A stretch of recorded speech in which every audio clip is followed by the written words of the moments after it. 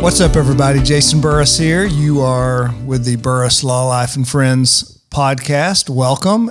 Today's special guest is my friend Justin Petty. Justin, how are you doing? I'm doing good. How are you? I'm doing outstanding. So you and I have worked together a bit, correct? Right. But we have never met. Right. All right. I think of you as a property damage expert. But I'm going to read you what your LinkedIn says. Your LinkedIn says, basically, when the need for a premier provider of specialty claims services like diminished value, end of lease value, inspections and appraisals, appraisal clause disputes, etc., arises, you're the go-to company. I don't know what that means. Tell us, what do you do? Well, I started out as an insurance adjuster, and that's how I got into doing all of these things that you mentioned on my LinkedIn. I was an adjuster, and so what we do is we look at property damage, the property damage part of the claim, and make sure that you don't leave any money on the table, whether you're an attorney or an individual or or victim. We just review that property damage. It's hard to find somebody to do your property damages. So we're property damage specialists. So expert, the older I get, the less I know, sort of, so there are more questions I have, but yeah, property damage. That's what we do. Okay. Yeah. How long have you been in business? So we opened Petty Details in 2009. So we're going on our 12th year. And before that, I was an insurance recovery specialist. Okay. Where are you based out of? East Texas.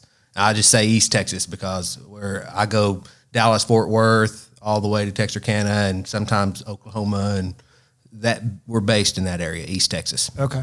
So to pull back the curtain a little bit, I don't know of any personal injury lawyer who says we handle the property damage claim just like the personal injury claim. That's not a real thing. Basically what happens is personal injury lawyers handle the personal injury part of the claim on a contingency basis. But you have this property damage component, which means if someone gets hit, their vehicle is either damaged and needs to be repaired, or it is totaled and you need to get a total loss and then you need to get a new vehicle. Almost everybody that I know, actually everybody I know, their contract says we don't represent you for property damage. We do represent you for personal injury. But basically what we kind of do is give some basic advice along the way to kind of help our clients maximize their property damage loss. The problem is attorneys aren't exactly experts in this. And so there are some occasions, a lot of occasions actually, where you need to bring in somebody else to help someone who is an expert, and that is you, correct? Right. It's very hard for attorneys to help on that. It's something that was one of the reasons we opened the company, because that's the first thing that you have to deal with. It's like your car being wrecked and not having your car. And an attorney, the reason it's hard for an attorney and the reason they do that, I think you'll probably agree, is that they can't take a contingency of your car's value. They're not going to represent you for a contingency of the value of your car. And people like yourself that help them have to help them for free. And so there's attorneys that do help, but they have to help them for free like you guys do. You just have to help them as a courtesy, or you have to find somebody like me that will explain all their options and handle the property damage part of it and explain that stuff, because that's just as complicated as the injury. It's just normally a smaller value claim that not very many people are focused on handling. So we do try to focus on that and help attorneys have that ability to reach out to somebody that can answer those property damage questions, even if it's for free. That's how we do it. Just call. You're exactly right. And I think it's two things. I think number one, it does not help. It does not cash flow if the attorney takes, a 35% or 40% take on the property. It would never work. So what you end up doing is giving free advice. The problem is, we're injury lawyers. We're not property damage experts. And so that's how we actually virtually met. Somehow, somewhere, and I don't know how it happened, but we had a property damage issue. It was one of those deals where, okay, we don't represent you for property damage, but we have to get a solution to this. And somebody said, hey, Burress, call Justin Petty. Petty Details. That's who you need to call. He will help you get from point A to point B on this. And that is literally how it happened. We called, and then the problem was solved. That's basically how it worked, right? Well, I mean, I like for it to look like that, for sure. But it certainly felt like that. Well, good. I mean, yes, we focus on the property damage part of it. That's the value, is that I'm focusing on that part of it and only that part of it. And so it helps me. I help a lot of people for free, and I do it as a marketing tactic. I learned that from an attorney. If you know the most about what you do and you tell the people the right answer when they do need you, guess who they call? And I guess that sort of worked in this instance, because you got sent to me somehow or another, and I was able to show off a little bit and get your claim resolved like we needed to. It's a total loss, and there's the adjusters always, not every adjuster's this way, but they're following rules. They make a living not getting fired from the insurance company that they work at, and we make a living telling them the truth and helping them get it resolved. Yeah, and I'm telling you, I mean, you're being modest. Justin's being modest here, because I'm just telling you, I've been on the phone with many property damage adjusters, and sometimes I can move the ball a little bit, and sometimes I can't. But you get to a point where you just feel like you're at a little bit of a deficit, and you need some help. You need somebody who does this day in, day out, every single day. And when we found you, we started using you, and it's just been absolutely terrific. But I think for the folks, it's hard to understand how this works, and it's hard to understand what are the components. So, talk about if someone has a wreck and their vehicle's totaled, or maybe it's not totaled, it's going to be repaired. What are the components of the property damage valuation? What can you recover from diminution of value, loss of use? I mean, just kind of go through the components so that everybody understands.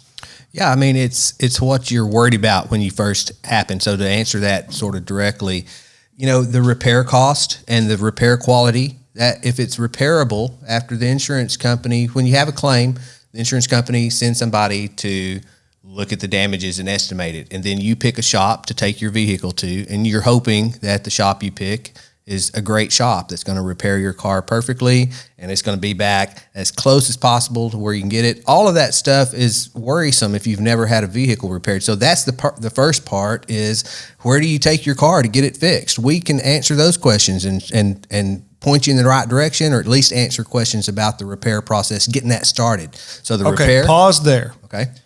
There are a heck of a lot of insurance companies and people that will suggest that you have to take it to a particular repair shop or dealership to get your repairs made. Is that true?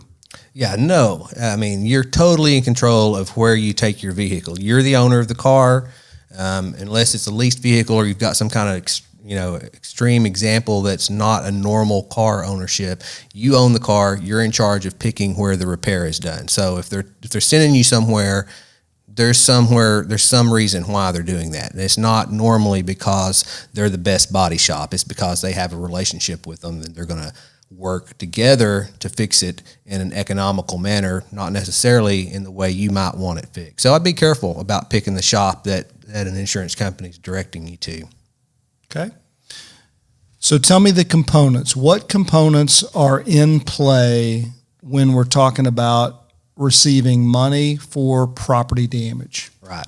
Repair cost, the loss of use of the vehicle. What does that mean? So while the vehicle's being repaired, or if it's totaled until you've got it replaced, you don't enjoy the use of the vehicle. You lose the right to use the vehicle. You can get compensated for that. The diminished market value, if it's repairable.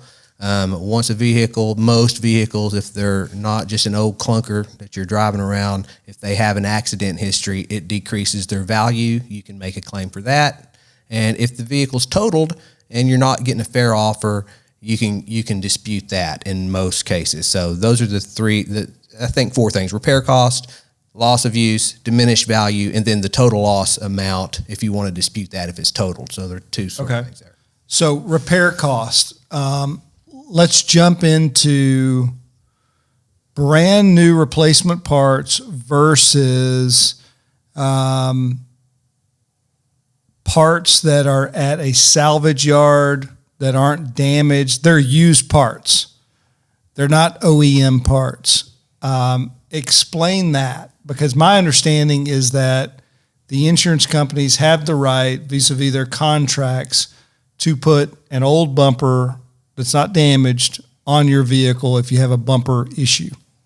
Yep. The LKQ, the light, kind, and quality versus the aftermarket versus the OEM is what you're referring to. And yes, a lot of times the insurance contract will say LKQ, light, kind, and quality.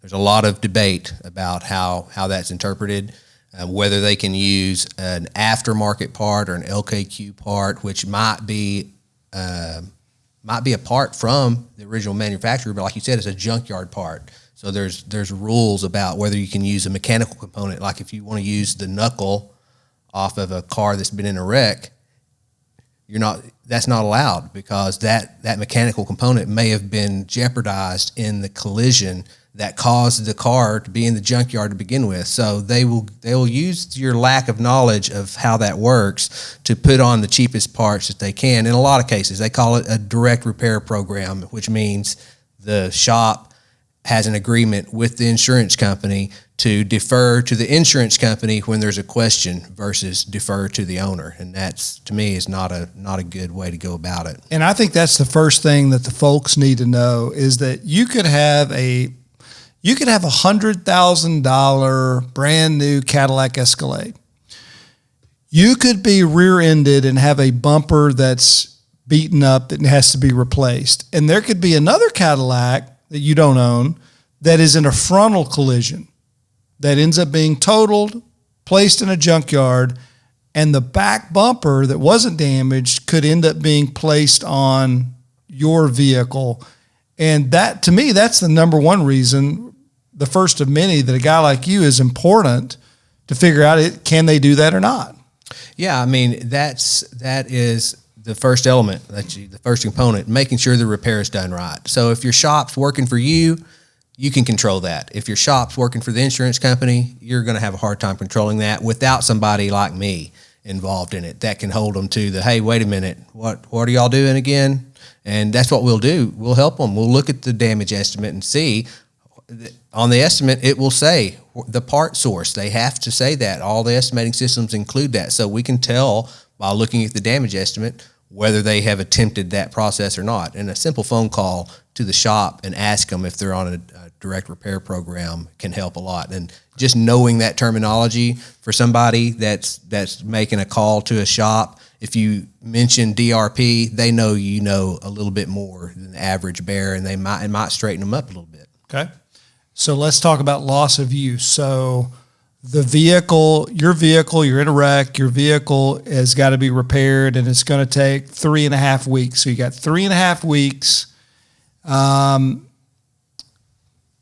Maybe you rent a car, or maybe you've got another vehicle.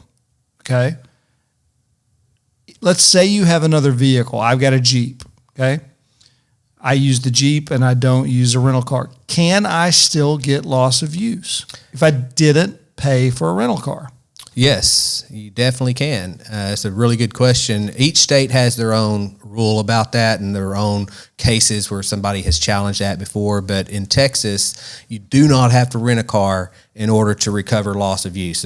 I think it's North Star Dodge versus Luna, or one of those. There's 4 or 5 cases that sort of go over that. It's the cost of a replacement vehicle for the time that you're deprived of the car, without regard to whether you rent a vehicle yourself or not. So if you have a replacement car, good for you that you get a replacement car, but you also get the cost of a rental car for the time that your vehicle is deprived of you. Okay, and let's say that I've got 4 kids, or let's say I've got 3 kids, a wife, and a Suburban. That's damaged, and I've got to get a rental car. Do I have to? Am I only going to get a little Dodge Neon, or can I get a like vehicle? It is I guess the easiest way to answer that, you can probably answer it better than me, but it's the reasonability standard. So if you use your vehicle for work, or if you need a vehicle that is a large vehicle because you've got a large family, the simple answer is you need a comparable vehicle to the one that you have. There are some exceptions to that, and the insurance company will definitely try to tell you that they only pay for a certain amount. That's not true. You are owed for what kind of vehicle you are accustomed to and that you need. So, okay. Yeah. All right, I'm going to throw one at you. And by the way, just so the audience knows, we meet ahead of time to have a beverage, but we don't go over questions and answers, correct? Right. Yeah, I told you right away. Ask me whatever. Yeah, Right. That'll be new to me. I'm representing my father-in-law or brother-in-law, one of the two. I've represented them both. Vehicle is going to be repaired, but it's going to take about a month. They go out and just go to their local rental center and rent a vehicle at $100 a day. And the responsible party's insurance company comes back and says, well, you should have come to us first because we have preferred contracts with so-and-so, which, by the way, happened to be like 70 miles away. And they said, so, this should have been $30 a day, not $100 a day, which, my father-in-law or brother-in-law rented from a dealership. So we're only going to pay you $30. And it ended up getting us into a lawsuit. We got in a huge lawsuit, and, we had to take care of business, which we did. How does that work in the real world? It's hard to get them to pay what the real cost is because they are used to direct billing, and they get an advantage when they bill because, of course, an insurance company has quantity, and so they get a special deal. That's the argument. You don't get a special deal. Your damages are whatever it costs you to get it, just simply because if they have the ability to get a cheaper rental car for you, that's fine. Get it. But it's not your job to do that for them or figure that out for them. You mitigate your damages by renting a car that's comparable to yours, and whatever your cost is the cost of the loss of use. Without getting technical, each state has different case law about that, and just coincidentally, I have in the Northeast an attorney that has made me study that recently. I've had to look at every case law in every state and I have a loss of use report that we use that cites that stuff with the help of attorneys. But yes, it's something that people overlook a lot. The loss of use is something that you need to investigate to make sure that you're not leaving money on the table. Yeah, and I'll bet you on this case for my in-laws, I bet you I spent as much time on the rental car as I did the case. I mean, it was just crazy. And the insurance company's argument was, well, no. You should have called us first, and then you could have driven 70 miles to San Antonio, other side of San Antonio, and we could have gotten a better deal. And I'm like, no, that's not fair. My folks live in Seguin. Mm-hmm. They go to Seguin. They get a rental car, same type of vehicle, and you have to pay for it. And those are the battle line. That was the biggest fight in the case. It was. And the reason why, in my opinion, is that that has not been specifically addressed on point in Texas. It has been in other states and around the country where somebody's rented a car and it costs more than what the insurance company could get it for. And they tried to make that argument. That is an ongoing fight, and the law in every state that's addressed it has said, no. It's not insurance rate. That's not the market value of a rental car. That's insurance rate. That's not what you're faced with. You're faced with the market value. So it's rolling that way, and it's arguable in Texas too. Let's talk about diminution of value. Explain to the audience what that is. The typical and easiest way to explain it is you have two identical cars. One of them they've got the same miles on them, very close to, same options. One of them's got an accident history that involved repairing some of the safety and electrical components or anything on it. It's got an accident history. Now it's going to show up on Carfax. Those two vehicles side by side are not worth the same because one market factor is the history. You have to consider the history of the vehicle and the value, and it decreases the value. So if somebody has caused damage to your car, or if your car's been damaged, it is less valuable than another car just like it that has never been in an accident. And what he's saying there is this. When you go to a dealership or you go wherever you're going, and you're looking at two vehicles and you run Carfax reports, which I'm sure you do, and you see one Suburban that's $35,000, it's never been in an accident, and you see another Suburban that's $30,000 because it has been in an accident, there's a delta there. I mean, if a vehicle has been wrecked, it is simply not worth the same amount of money. It's amazing to me when I testify, when they're doing the voir dire of the jury, how many people have not heard of that. But they inherently know exactly what we just said. Would you pay the same amount for one that's got an accident If we ask history? the folks and we just say, look, if you have two Suburbans and you have one of them that's been in a wreck that got fixed and one of them that wasn't, which one do you want? I mean, I want the one that hasn't been wrecked. Right. And how much of a discount are you going to ask for? Yeah, and when you see it on the Carfax and you're like, well, how bad of a wreck was this? I mean, did they replace the seat belts? Did they replace the airbags?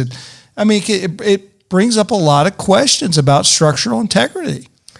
The shop that repairs the vehicle doesn't have the same equipment as the manufacturer, so they cannot bring it back to the same condition because at the factory they dip the frame in a rust-proof emulsion, and once you have to fix it, that stuff gets stripped off and it never gets back on there. It's more prone to rust and failure and those. So it's a real problem. Shops can fix vehicles pretty well, but they don't restore the value because there's always that lingering possibility that the repair is going to fail in the future or not perform as it's intended. And to pull back the curtain a little bit more, you know that my family, I was not in the vehicle, but the rest of the family was in a pretty bad wreck in May. Yeah. And we had used you several times, and the results were fantastic. And it happened, and I'm telling you, I hired you immediately. I just said, you handle this thing. And by the way, I think you got us about $5,000 more than I could have gotten us. That's my belief. And if it wasn't $5,000, it was probably $4,000 and change. That's a big deal. But to me, it was removing the stress from it. There was enough stress dealing with injured family members.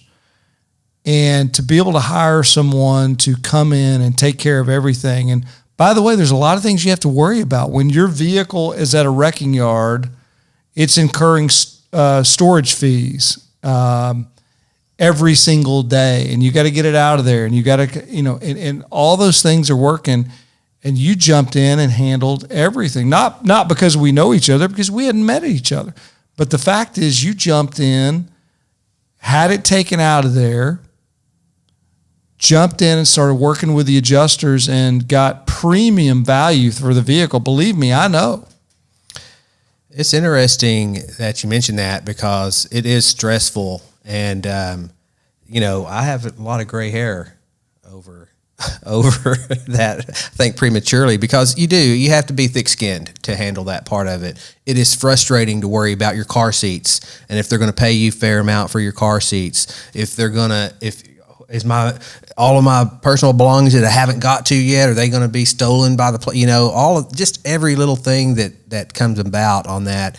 It's something that I enjoy. I'm thick-skinned. I've always been that person that is able to deal with a conflict, and I'm a problem solver. So I sort of look at it from that perspective of how can I make this easier? And as corny as it sounds, my whole mission statement is to pay attention to the details and do the right thing. That's what our mission statement is. And I'm here to prove that if you do that, that everything else pretty much falls into place. And so that's why I started the company, because there's a hole there on the property damage. And it's so stressful, like you said, to have to deal with that and to have somebody to me, it seems simple because 23 years of doing this, I know exactly the next thing to do.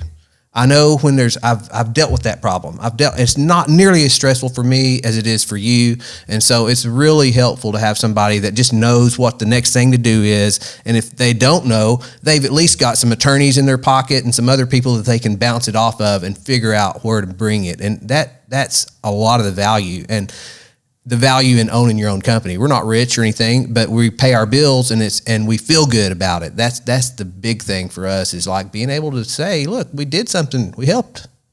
Well, and when you do thousands of these like you do, you have relationships with these property damage adjusters too that we don't have. Yeah, they know us. They don't like us all the time, but they have seen my letterhead in most cases. Oh, you've made case law. I've read it. I know you have. So how does it work? How do people find you? Because maybe they've got a crash and they aren't injured, so they need help with property damage. But I think I know that you need an attorney involved. But to just kind of give us an idea of how do you get in touch with you? I think that attorneys really need to hear this message, because I think attorneys really need to advise clients to retain you and help on the property damage side, but just kind of give your spiel on how you can help and how do we get in touch with you? Yeah, I mean, you nailed it in the sense that having a good attorney, and just take that for what it is, having an attorney that actually cares about getting your case resolved is how we get most of our business. Our marketing aspect of things is to make sure attorneys know we exist. That's the problem, is that a lot of times no one even knows we exist. And outside of that, I've written a bunch of articles, and I'm on the internet. If you search for, diminished value help, and you remember you'll find me, because I've got content out there. But when we get somebody like that, we get them in with a good attorney, because you need an attorney that's thinking about your property damage. And that's really how we go about marketing. Is I have like some dealerships, for example, if you take a car to a dealership to trade it in and they find out it's got an accident history on it, they can't buy it from you. So the sale stalls. But if the dealership knows to refer that customer to us, that's another aspect. That's a lower aspect of it. But that's how we get our business. The people know that we're out here because I'm on the internet. I've got a network of attorneys. I go to court. I market that to dealers and to body shops that, look, if your customer's having a problem with their property damage, give us a call. We'll take that burden off of you, answer their questions for them. And that's how we keep our stream of prospects coming in, is by making sure we're known to attorneys. Good attorneys will use you. They will say, look, we're going to help you with the property damage because we got somebody that specializes in that. And they don't have to staff that at their own firm or take the time to train it or any of that kind of stuff. And so if they have me in their back pocket, they can say, look, let's see what it looks like. Let Petty look at it. It doesn't cost anything to have us look at a case and see if there's any aspect of the property damage part of it that might need more attention. And if we find that, guess what? It is amazing. A lot of people are like, well, what? Yeah. Look, there's an extra $1,500 that all it took was somebody knowing how to demand it right and how to play that game. I was an all lines adjuster for 13 years. I took direction just like anybody else did. So I know how to ring the bell. The worst thing I wanted to do is go to my supervisor and ask for more authority. So we know how to get them to pay that. Petty Details. What's the website? It's Diminished Value Expert. We changed it to. You can still look it up at pettydetails.com, Petty Details LLC. And if you look Petty Details and Claims, you'll find us. If you Google us, we'll be the top thing. Phone number. And it's 214-227-2154. That's how you reach us. Our law firm has used Justin Petty and his team. My family has used Justin Petty and his team. They are the best this business has to offer. And I guarantee you that, Justin, it's been a pleasure. Likewise. from a Paris boy to, I think, a Sulphur Springs boy. Yeah, Hopkins County. Thank you, buddy. Appreciate it. COVID Oh, yeah, handshake. I know it. Yeah, we could have done elbow, but I think my rings touched. So Thank you, guys. We'll see you next time. appreciate it.